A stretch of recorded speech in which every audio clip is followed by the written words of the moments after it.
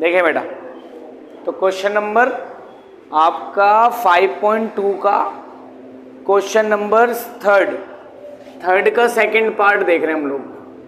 Third का second क्या दे रखा है आपको? एक तो बॉक्स दिया हुआ है ऐसा, ठीक है, और साथ में क्या दे रखा है?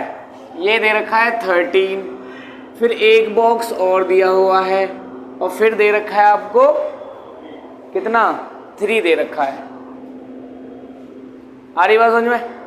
अब यहाँ पे तुम्हें करना क्या है कि हमें ना तो पहला पद दिया और ना दिया तीसरा पद, तो ये हमें निकालने हैं। तो जब भी पहला पद गायब हो ना, तो उसका करने का तरीका अलग होगा।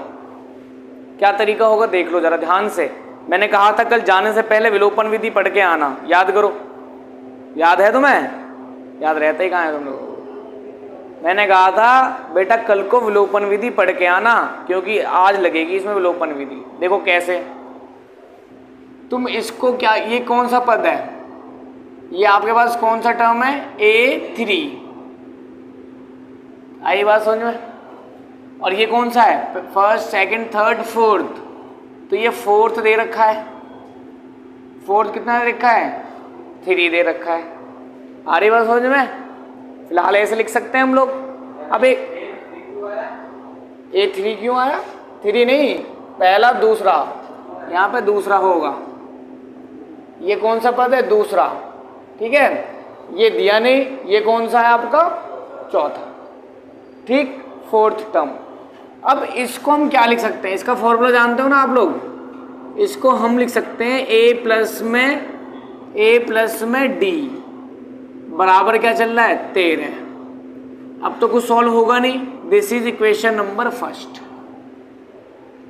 आई बात समझ में? इसको क्या लिख सकते हो? इसको लिख सकते हो आप A प्लस में 3D और बराबर में क्या चल रहा है? 3। Equation number 2। देखना बेटा, तुम लोगों ने चैप्टर नंबर 3 में क्या पढ़ा था? x प्लस वाई बराबर समीकरणें होती थी आप लोगों के पास, इक्वेशंस, जिसमें हम लोग क्या लगाते थे? एलिमिनेशन मेथड यानी विलोपन विधि लगाते थे, और सब्स्टिट्यूशन यानी कि प्रतिस्थापन विधि लगाते थे। तो अब यहाँ पे हम लोग इन दोनों को ऐसे सॉल्व करेंगे उसी मेथड से, और ए और डी का मान निकाल लेंगे यहाँ से। देखो कैसे। तो हमने यहाँ पे लिख दिया समीकरण 1 व 2 से, ठीक है, समीकरण 1 व 2 से। तो देखो बेटा क्या हो जाएगा यहाँ पर कि A प्लस में D इज इक्वल टू क्या हो गया? 13 लिख दी। A प्लस में 3D इज इक्वल टू 3 लिख दी।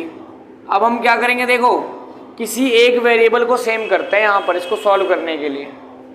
अगर तुम्हें याद हो विलोपन विधि आपने पढ़ी नहीं है, बाकी लोग ध्यान दें और बाकी लोग सीखें, ठीक है। हमें क्या करना होता है इसमें? ये देखना होता है इन दोनों में कौन सा सेम है। ए सेम है, इस ए को हटाना है।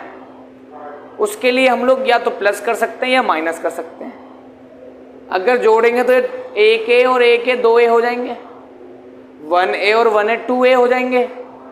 तो फिर जोड़ने से कोई फायदा है नहीं, क्या करें? माइनस कर देते हैं। तो माइनस करने पर इसका साइन हो जाएगा माइनस, ये प्लस का साइन है ये भी हो जाएगा माइनस, इधर भी प्लस का साइन है तो ये भी हो जाएगा माइनस। अब A माइनस A क्या हो गया? कैंसल आउट हो गया यहाँ से, ठीक। देखो ये माइनस का है ये प्लस का है, 3 में से 1 माइनस हो जाएगा, क्या बचेगा?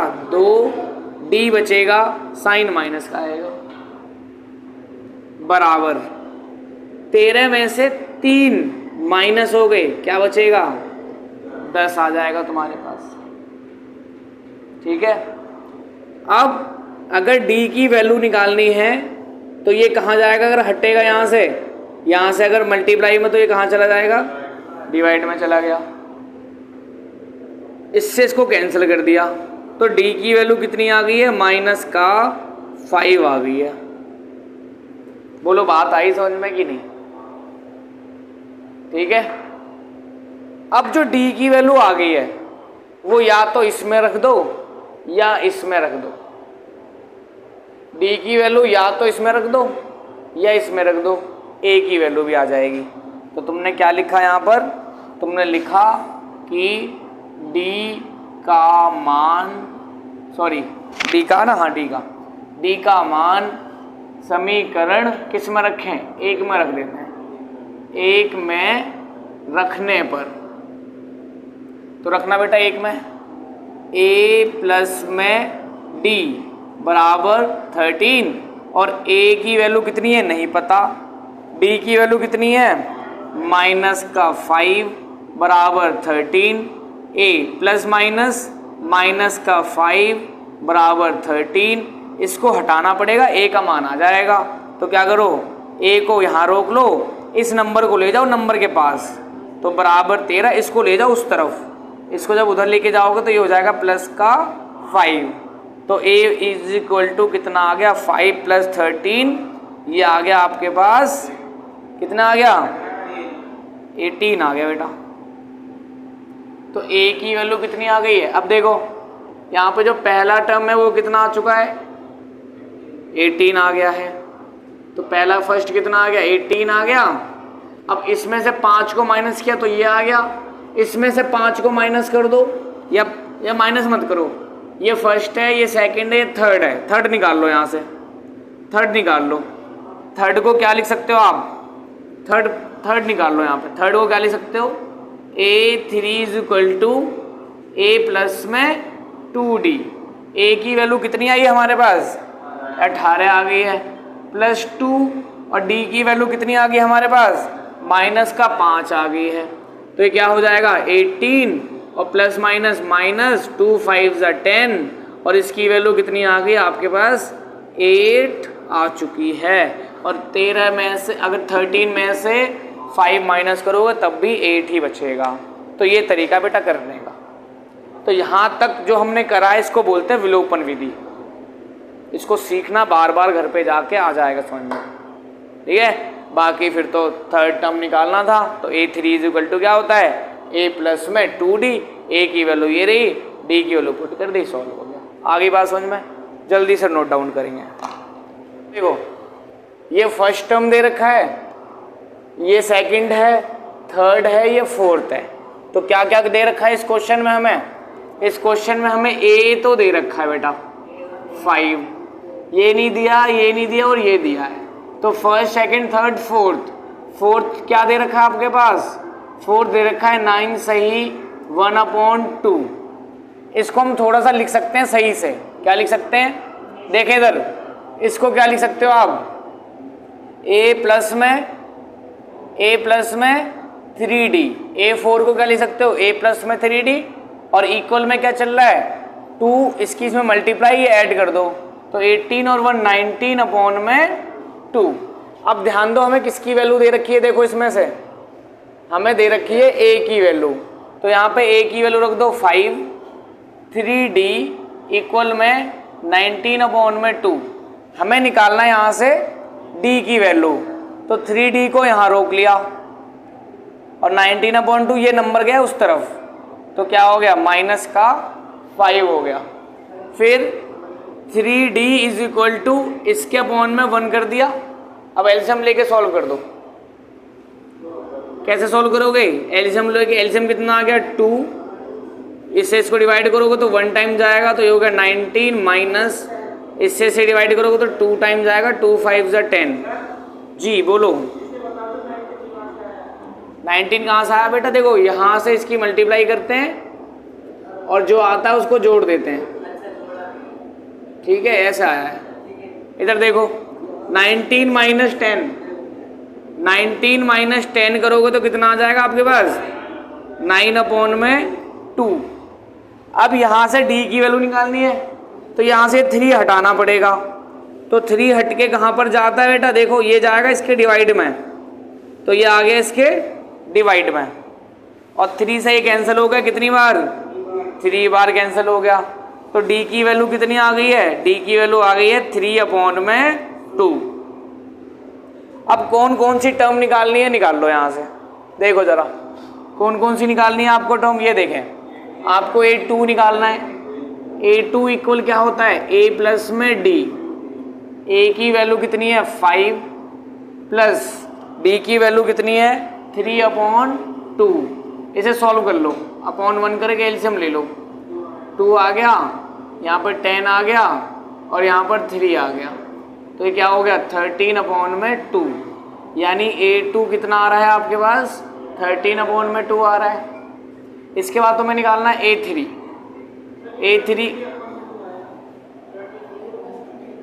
हाँ देख रहे हैं इधर, A प्लस में 2D, तो A की वैल्यू 5 प्लस 2 और D की वैल्यू कितनी दे रखी है 3/2। तो देखना बेटा 2 से 2 कैंसिल हो गया, तो ये क्या आ गया 5 प्लस में 3, यानी ये कितना आ चुका आपके पास A3 = 9 आ चुका। ठीक है, देखें इस क्वेश्चन में तो आपको जो दिए हुए हैं, ये देखो आपको दे रखा है A2 यानी कि 38। इसको क्या लिख सकते हो, A2 को क्या लिख सकते हो A प्लस में D इक्वल 38। ये रही इक्वेशन नंबर फर्स्ट। फिर ये नहीं दिया, फिर ये दिया है। ये कौन सा है, first, second, third, fourth, fifth, sixth. तो A6 कितना दिया हुआ है -22, यानी इसको हम क्या लिख सकते हैं A प्लस में 5D लिख सकते हैं, और ये इक्वल में कितना है -22, इक्वेशन नंबर सेकंड। अब हम इक्वेशन फर्स्ट और सेकंड से सॉल्व करेंगे।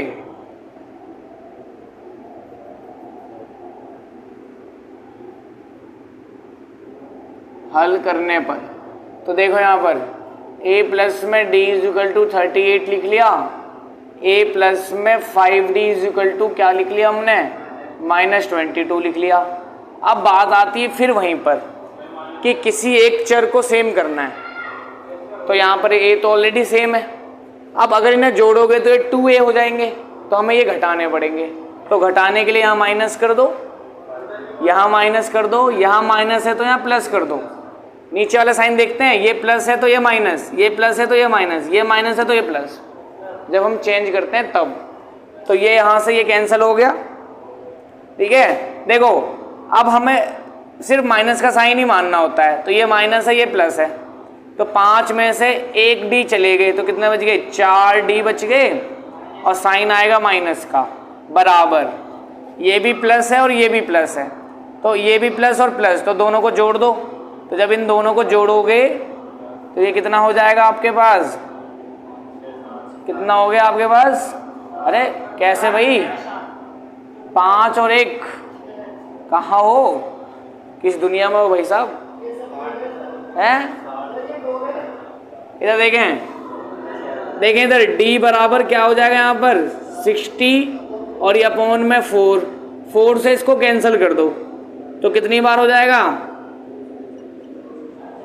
-15 बार ये कैंसिल हो जाएगा, यानी D की वैल्यू ये आ गई। जो D की वैल्यू आती है उसे या तो इस इक्वेशन में पुट करो या इस इक्वेशन में पुट कर दो।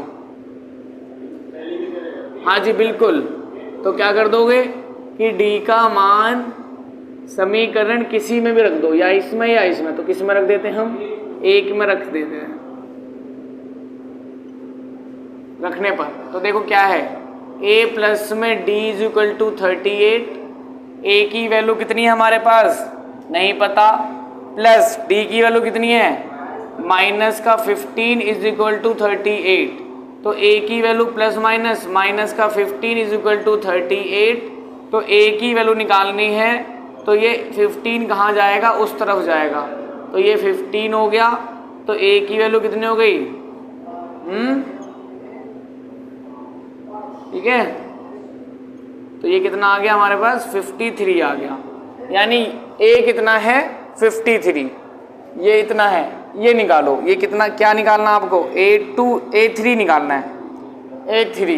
A3 का फॉर्मूला क्या होता है A प्लस में 2D, A की वैल्यू कितनी है 53 प्लस 2, D की वैल्यू कितनी है माइनस का 15, तो ये कितना आ गया 53 प्लस माइनस माइनस 15 और 15 2 का कितना हो गया 30 हो गया।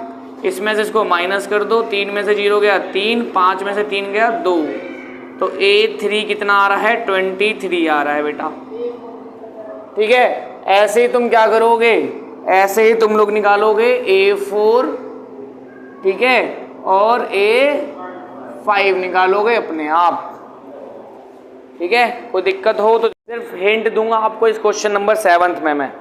ठीक है, तो क्वेश्चन नंबर 7 में क्या करना है आपको, देखो क्या कह रहा है क्वेश्चन में, कह रहा है उस समांतर श्रेणी का 31वां पद ज्ञात कीजिए। क्या निकालना है, 31वां पद ज्ञात करो।